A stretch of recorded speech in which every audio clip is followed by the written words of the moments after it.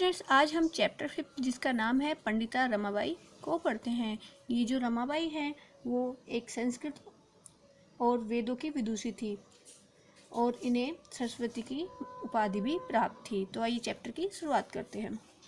स्त्री शिक्षा क्षेत्रे अग्रगण्या पंडिता रमाबाई 1858 तमे ख्रीष्टाब्दे जन्म 11। स्त्री शिक्षा के क्षेत्र में जो अग्रणी थी पंडिता रमाबाई, उनका जन्म 1858 ईस्वी में हुआ था। तस्या पिता अनंत शास्त्री डोंगरे, माता च लक्ष्मीबाई आस्ताम। उनके पिता अनंत शास्त्री डोंगरे तथा माता लक्ष्मीबाई थी। तस्मिन् काले स्त्री शिक्षाया स्थिति चिंतनीया आसीत्। उस समय स्त्री शिक्षा की स्थिति बहुत ही शोचनीय थी। स्त्रीणां कृते संस्कृत शिक्षणं प्राय प्रचलितं नासीत्। स्त्रियों के लिए संस्कृत शिक्षा प्राय प्रचलित ही नहीं थी। किंतु डोंगरे रूढ़िबद्धा धारणां परित्यज्य स्वपत्नीं संस्कृत मध्यापयत्। किंतु जो उनके पिता थे डोंगरे, उन्होंने इस रूढ़ि धारणा को त्याग कर अपनी पत्नी को संस्कृत का अध्ययन कराया।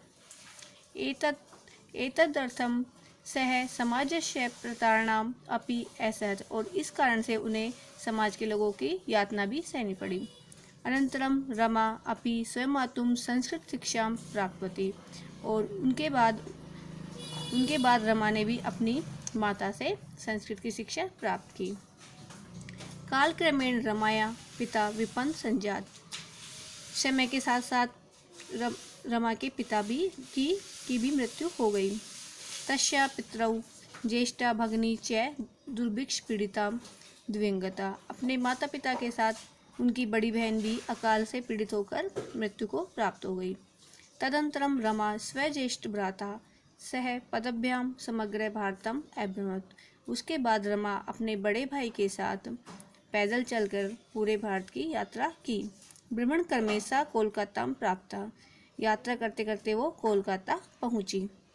संस्कृत वैदुष्येण सा तत्र पंडिता सरस्वती चेती उपाधिभ्यां विभूषिता। संस्कृत में विदुषी होने के कारण उन्हें पंडिता और सरस्वती की उपाधि से विभूषित किया गया। तत्रैव सा ब्रह्म समाजेन प्रभाविता वेदाध्ययनम अकरोत्। उसके बाद वो ब्रह्म समाज से प्रभावित हुई और उन्होंने वेद अध्ययन प्रारंभ किया। पश्चात सात स्त्रीणां कृते वेदादीनां शास्त्राणां शिक्षायै आंदोलन प्रारब्धवती। उसके बाद उन्होंने स्त्रियों के लिए वेदों और शास्त्रों की शिक्षा के लिए आंदोलन प्रारंभ किया। 1880 तमे ख्रीष्टाब्दे सा विपिन बिहारी दासेन से बांकीपुर न्यायालय विवाहम अकरोत्। 1880 ईस्वी में उन्होंने विपिन बिहारी दास से बांकीपुर न्यायालय में विवाह किया। साधक वर्षात मतलब 1.5 वर्ष, 1 साल और 6 महीने। अनंतरम तस्या पति दिवंगत है। 1.5 वर्ष के बाद ही उनके पति की मृत्यु हो गई। तदंतरम सा पुत्रया मनोरमया सह जन्मभूमि महाराष्ट्रम प्रत्यागच्छत। उसके बाद वह अपनी पुत्री, जिनका नाम था मनोरमा, के साथ अपनी जन्मभूमि महाराष्ट्र में वापस आ गई। नारीणां सम्मानाय शिक्षाय च सा स्वकीयं जीवनम अर्पितवती। नारियों की सम्मान और शिक्षा के लिए उन्होंने अपना जीवन अर्पित कर दिया। हंटर शिक्षा आयोगस्य समक्षम नारी शिक्षा विषये सा स्वमतं प्रस्तुतवती। हंटर शिक्षा आयोग के समक्ष उन्होंने नारी शिक्षा विषय में अपना मत प्रस्तुत किया। सा उच्च शिक्षार्थम इंग्लैंड देशम गतवती। वो उच्च शिक्षा के लिए इंग्लैंड भी गई।